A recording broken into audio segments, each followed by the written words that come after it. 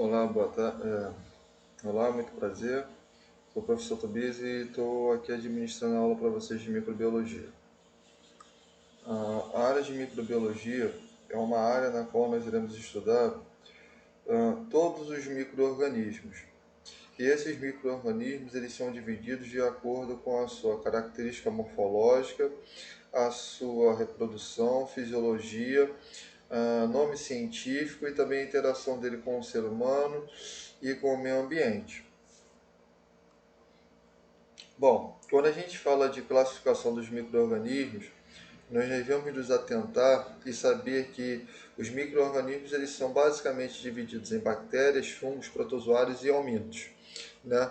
Com exceção, na realidade, dos vírus, que eles não possuem reino, pelo seguinte motivo de eles não serem caracterizados seres vivos. Eles são, na realidade, caracterizados como os hospedeiros intracelulares obrigatórios, ou seja, o vírus ele só consegue na realidade desempenhar a sua função estando na realidade em uma célula, seja na realidade procariótica ou eucariótica. Cada microorganismo ele é pertencente a um reino. Por exemplo, as bactérias é pertencente ao reino Monera, os fungos em relação ao reino Fungi, os protozoários protista e os aumentos reino animal.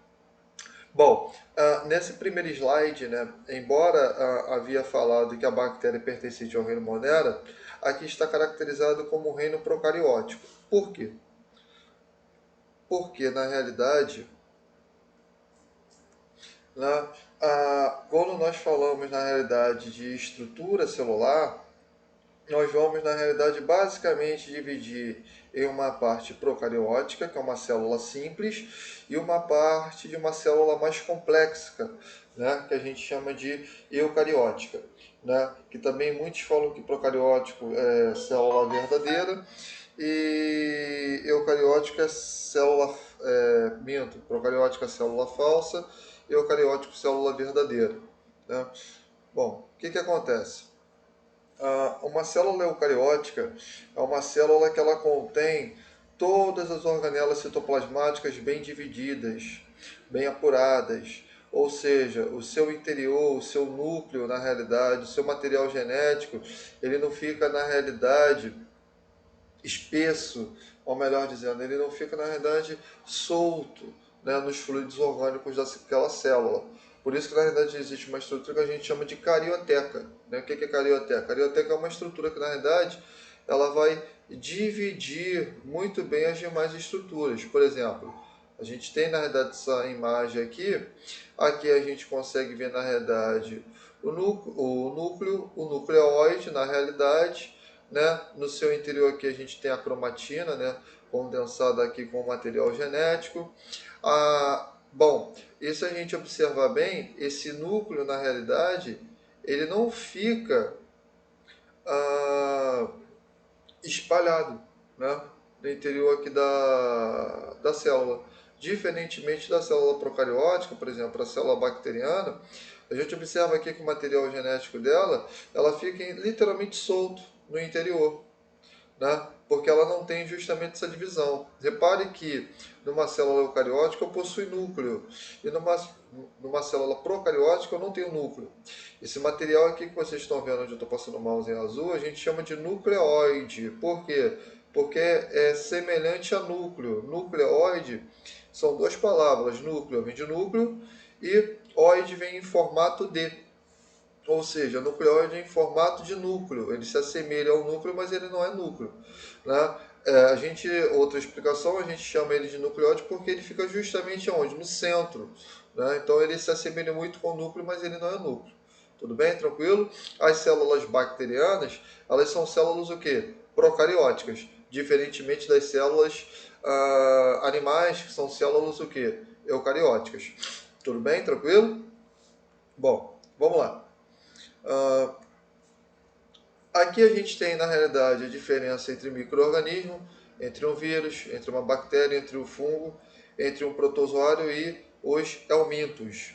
Ou seja, bactéria, fungos e protozoários e helmintos, eles contêm o que? Célula. E os vírus, eles não contêm célula. Tudo bem? Tranquilo?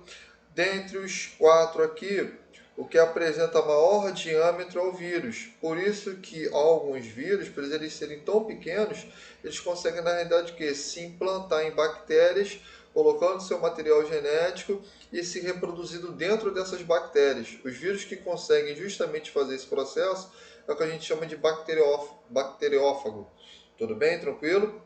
Outra diferença entre os vírus, as bactérias e os protozoários e helmintos é que o vírus ou ele vai ter DNA ou RNA, a bactéria vai ter DNA e RNA, fungo DNA e RNA, protozoário DNA e RNA, ou seja, simultaneamente todos esses três poderão ter DNA e RNA, menos o vírus. Ou ele tem DNA ou ele tem RNA, ok? Agora, existe um tipo de vírus que a gente chama de citomegalovírus. Citomegalovírus é um tipo de vírus que, na realidade, ele consegue mudar o material genético da célula hospedeira, ou seja, ele consegue trocar o DNA daquela célula para RNA ou ele consegue mudar de RNA para DNA. Tudo bem? Tranquilo? Bom, outra coisa também é que, na realidade, ribossomos, os três, após o vírus, contém e ele não apresenta esse material. Tá? Outra característica também em relação à sua estrutura, o vírus ele vai ter um capsídeo, ou seja, ele vai ter uma cápsula ali envolvendo aquele material dele, enquanto as bactérias vão ter uma parede, além da membrana plasmática, que algumas possuem, na qual vai conferir resistência à pressão osmótica e também à temperatura ambiente. Tudo bem? Tranquilo? Os fungos também vão ter esse tipo de parede celular, enquanto os helmintos eles não vão apresentar, eles apresentam apenas uma membrana flexível. Tudo bem? Tranquilo? Em relação à motilidade, vírus ele não tem motilidade nenhuma, né? Por isso, né, vamos nos atentar aqui em relação ao Covid-19, né? A importância da gente manter o isolamento, que as pessoas falam muito, né? Embora algumas pessoas elas não tenham muita fé nas explicações, né? Por ele na realidade não ter uma motilidade, então ele na realidade precisa de quê? De uma contaminação, ou melhor, ele precisa na realidade de um tipo de contágio, seja através de um contato, seja através de secreções, porque ele só consegue se disseminar através ali do agregado ali de pessoas ou animais, diferentemente de algumas bactérias, de alguns fungos ou de alguns protozoários. Tudo bem? Vamos lá. Bom, já que a gente está falando de bactéria, né? Ou melhor, já que eu comecei a iniciar a bactéria, nós iremos falar sobre ela, bactérias. Bom, essa imagem aqui que a gente consegue observar é uma estrutura bem simples de uma bactéria. O que, é que a gente deve se atentar? É que, na realidade, as palavras em vermelho são as palavras na qual toda bactéria apresenta, ou seja, as estruturas em vermelho são as estruturas obrigatórias de uma bactéria. As demais estruturas que estão com a coloração negra são, na realidade, estruturas facultativas, ou seja, algumas bactérias podem apresentar, outras bactérias não irão apresentar. Por exemplo, nem toda bactéria, na realidade, ela terá uma membrana plasmática, porque existe um tipo de bactéria que na realidade a gente chama de micobactéria. Eles não apresentam, na realidade, uma membrana em si. Ok? Também como parede celular. Nem toda bactéria ela apresenta uma parede celular. Tá? O que acontece? Vou falar cada uma delas para a gente. Né? A gente tem, na realidade, um tipo de membrana plasmática. O que é a membrana plasmática? A membrana plasmática, na realidade, é o sítio de enzimas oxidativas, ou seja, é o local onde todas as enzimas daquela bactéria se encontram ali. E a gente também tem no lado externo uma parede, na realidade, que a gente chama de parede celular. Essa parede celular, mais uma vez, ela vai conferir uma resistência à temperatura e à pressão. Tudo bem? Tranquilo? Outra coisa também que a gente vai ter, mais uma vez, é o nucleóide.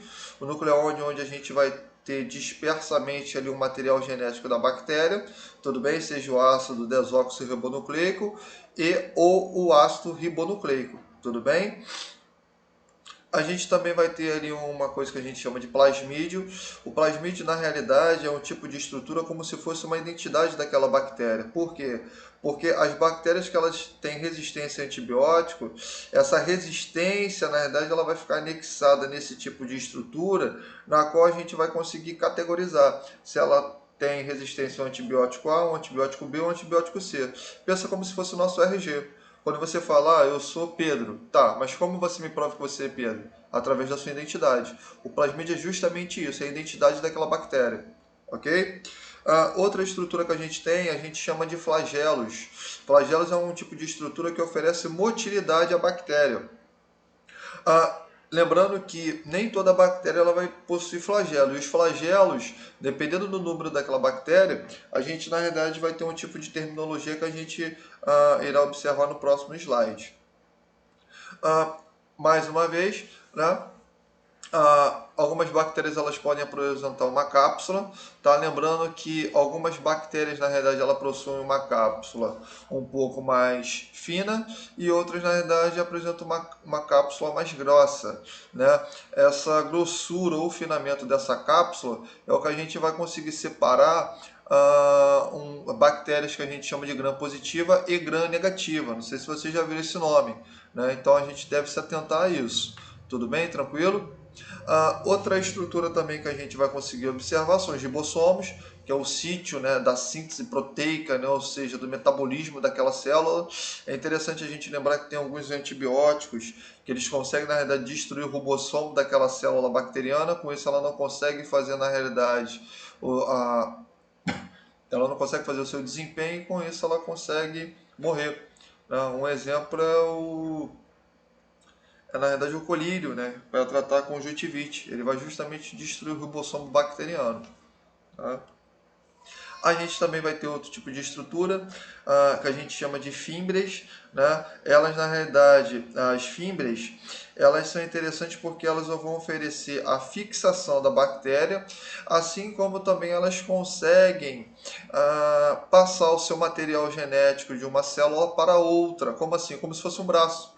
Eu te pedisse, na realidade, algo e você me desse através do seu braço. Por exemplo, eu falasse com o João, pega para mim aquele telefone. Ele vai através do braço dele, ele pega aquele telefone e ele vai me entregar e automaticamente eu vou receber através da minha mão e do meu braço. Ou seja, é uma estrutura que, na realidade, ela consegue ligar uma bactéria a outra.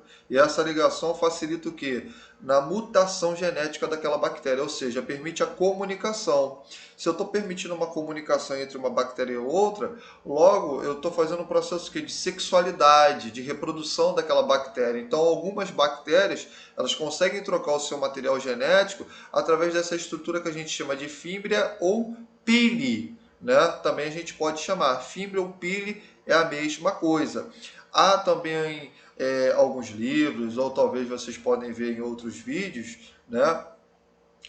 Que algumas pessoas chamam até de pili, né, sexual, ou seja, ela recebe esse nome justamente por isso, por facilitar. Então, fibra, pili ou pili sexual é a mesma estrutura, né? Vai depender ali da adaptação de cada um. Tudo bem? Tranquilo?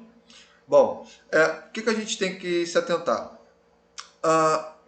Aqui a gente tem a membrana plasmática e aqui na realidade, entre a membrana plasmática e a parede celular, eu tenho na realidade um espaço.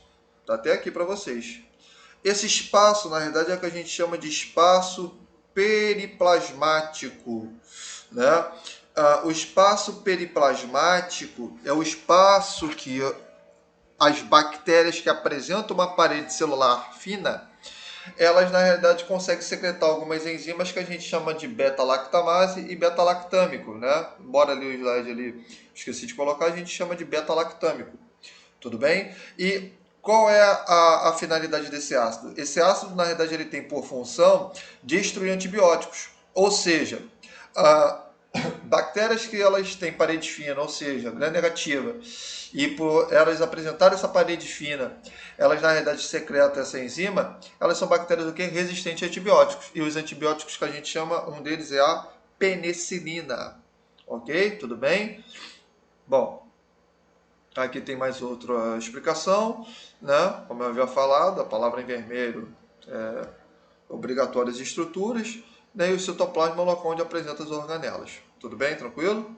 Vamos lá. Em relação aos flagelos, as bactérias elas podem ter um flagelo, dois flagelos, vários flagelos distribuídos ao longo do seu corpo, ou apenas um flagelo em uma extremidade, mas de forma espiral. Bom, quando a bactéria ela apresenta apenas um único flagelo, a gente chama de polar ou monotríquio. Quando ela apresenta em relação a todo, bem distribuído ao todo do seu corpo, a gente chama de peritríquio. Quando ela tem flagelos nas duas extremidades, a gente vai chamar de anfitríquio. E a gente tem, mais uma vez, um tipo de bactéria que ela vai apresentar um único flagelo, mas de forma espiral. Tudo bem? Bom, outra coisa em relação à bactéria que a gente tem que se atentar é que algumas bactérias elas conseguem, na realidade, apresentar um tipo de estrutura que a gente chama de esporos. O que são, na realidade, bactérias que formam esporos? O que significa isso? Esporos, na realidade, é um tipo de estrutura na qual a bactéria ela consegue digamos assim, a bactéria na realidade ela consegue dividir o seu material genético e formar na realidade uma estrutura rígida na qual vai permitir com que ela possa ficar muito mais tempo em um ambiente na qual não tem nutrições necessárias para ela. Então o que a gente observa aqui numa imagem, por exemplo, ó, eu tenho uma bactéria, aqui é o nucleóide dela, e aí, na verdade, ela está num ambiente na qual não apresenta nenhum tipo de nutrição a ela. O que ela vai fazer? Ela vai começar a dividir, a fragmentar o seu material genético. Logo, ela vai o que? Ela vai fazer uma invaginação na sua membrana plasmática. E aí, o que vai acontecer? Eu, na realidade, faço um tipo de estrutura rígida na qual será liberado o que? Ao ambiente. É o que a gente chama de esporo. As bactérias que elas apresentam esporos são, como exemplo, o tétano. Tétano é uma bactéria que ela pode formar esporos. Por quê? Porque ela fica muito tempo no solo. Então, aquele local não apresenta ali substância necessária para ela produzir, e ali na verdade ela vai separar o seu material, ela vai na verdade se contorcer, ela vai se invaginar, e aí na verdade ela cria como se fosse uma capa protetora. Tudo bem? Tranquilo?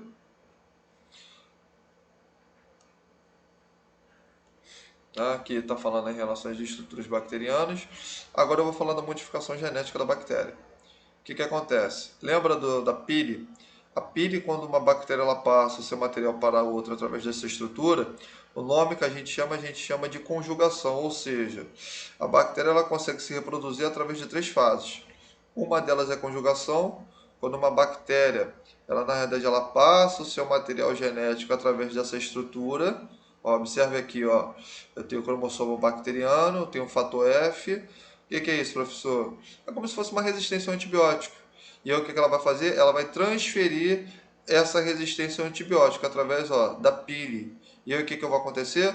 Eu tenho agora duas novas bactérias, né, que apresentam resistência ao mesmo antibiótico. Tudo bem? Tranquilo? E aí, como houve a transferência, ela na realidade ela vai pegar esse material, vai na realidade embutir em relação ao seu cromossomo, vai inserir, e aí eu tenho uma bactéria resistente a antibiótico. Traduzindo, é quando na realidade eu tenho uma bactéria que ela transfere esse material para outro através dessa estrutura. Além dessa estrutura, eu tenho o processo de transformação. Por exemplo, uma bactéria ela é destruída, ela libera, na verdade, fragmentos de seu DNA. Outra bactéria, que a gente vai chamar de receptora, o que ela vai fazer?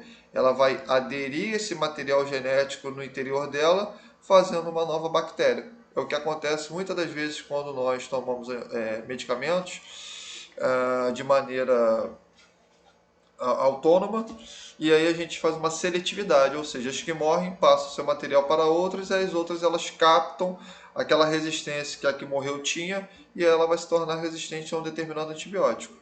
Tudo bem? Outro processo é o que a gente chama de transdução. Transdução é quando, na verdade, uma bactéria ela sofre processo de modificação através de um vírus, ou seja, bacteriófago, né? Ele penetra, na verdade, naquela bactéria, joga o seu material genético ali, e aí, por si só, ele vai o quê? Ele vai se desenvolver no interior dela, promovendo o quê? A quebra daquela membrana, daquela parede bacteriana. Isso acontece muito, sabe o quê? Com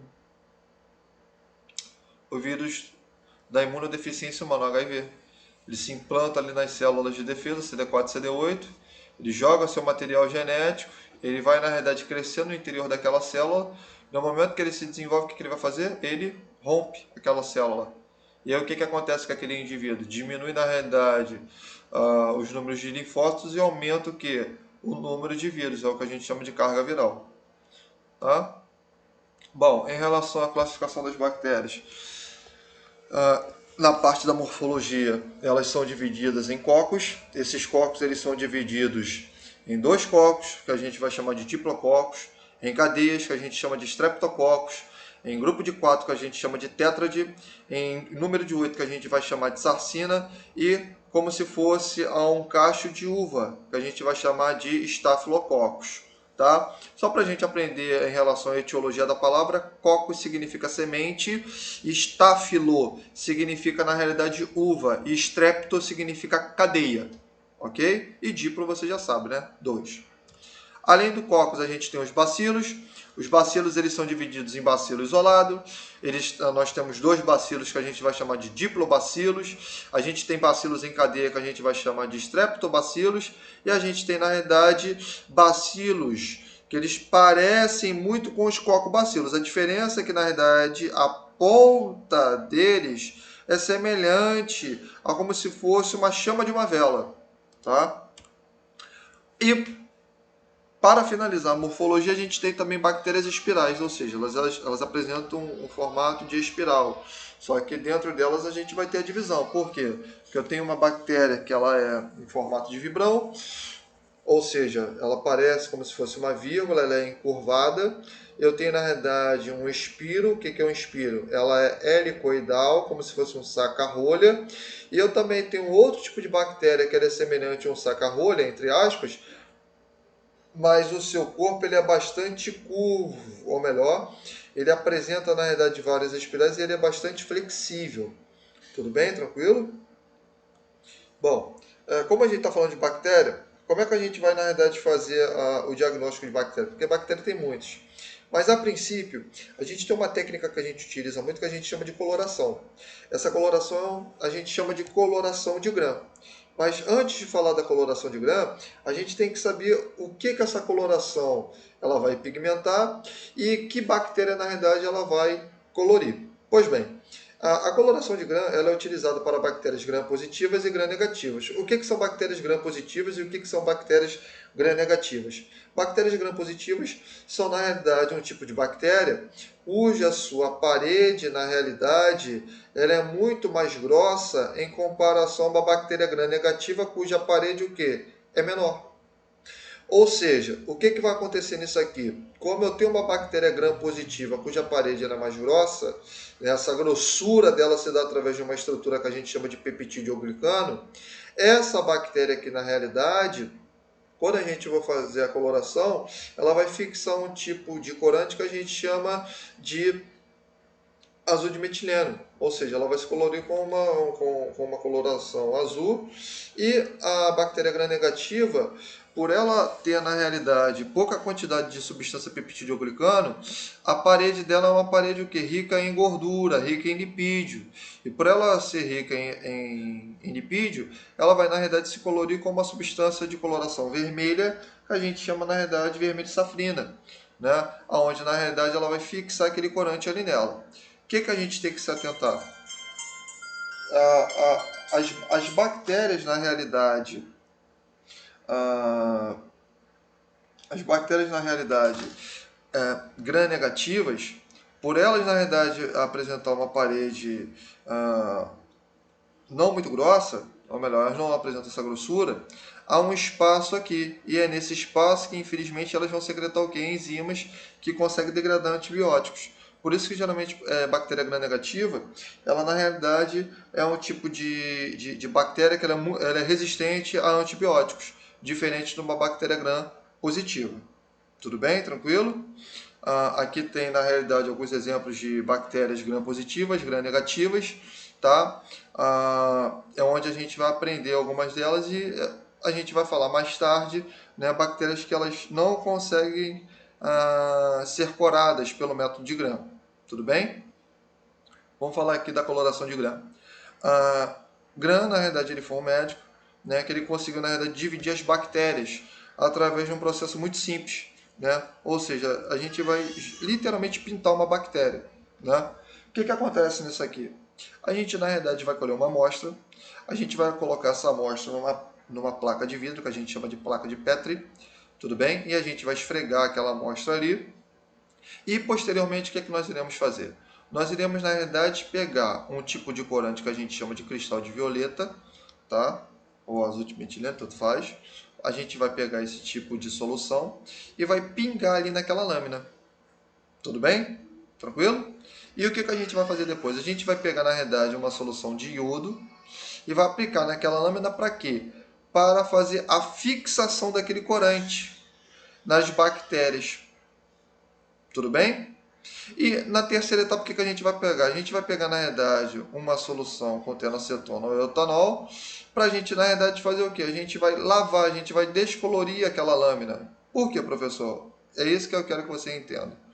No momento que a gente coloca o azul de metilene, perdão, o cristal de violeta, na placa, essa coloração específica para bactérias que têm a parede espessa. A bactéria que ela tem a parede espessa, ou seja, que é a gram positiva, ela é uma substância que ela tem hidrofilia. O que é hidrofilia? Ela tem, na realidade, ela apresenta intimidade com a água. Essa solução aqui, ela é hidrofílica. E com isso, aquela bactéria ali, ela consegue o quê? Agregar aquele corante nela. E aí a gente coloca justamente esse fixador para realçar ainda mais a cor naquela bactéria. Quando a gente coloca o álcool naquela lâmina, a gente na verdade vai escoar aquela solução azul e ao mesmo tempo o álcool, o que ele vai promover? Ele vai destruir a camada lipídica, né, daquela bactéria que era gram-negativa. Com isso, o que acontece? Quando colocamos um outro corante que a gente vai chamar de vermelho safrina ou fucsina, quando a gente destrói esse tipo de camada protetora pelo álcool ou acetona, esse corante ele consegue o quê? Ele consegue entrar naquelas outras bactérias que não haviam sido coloradas, tudo bem? E a gente vai lavar posteriormente e é onde a gente vai conseguir identificar. A bactéria que ela está em azul, ou seja, que ela conseguiu absorver o corante violeta, a gente chama de gram positiva. A bactéria que ela absorveu o vermelho safrina, porque houve na realidade processo aqui com álcool, a gente vai chamar de gram negativa. E com isso a gente vai entender, a gente vai conseguir diferenciar. Lembrando que a negativa, ela apresenta maior resistência a antibióticos e essas são as bactérias que mais causam infecções, repara bem na palavra, são as que mais causam, não disse que é apenas a que causa, tá? Diferente da gram positiva, tudo bem? Eu fecho aqui esse primeiro módulo aqui com vocês, peço com que vocês se atentem em relação à plataforma de estudo, se comunique comigo por ali também, tá? E eu vou passar um vídeo demonstrando melhor a coloração de grão. Fique com Deus. Boa tarde a todos.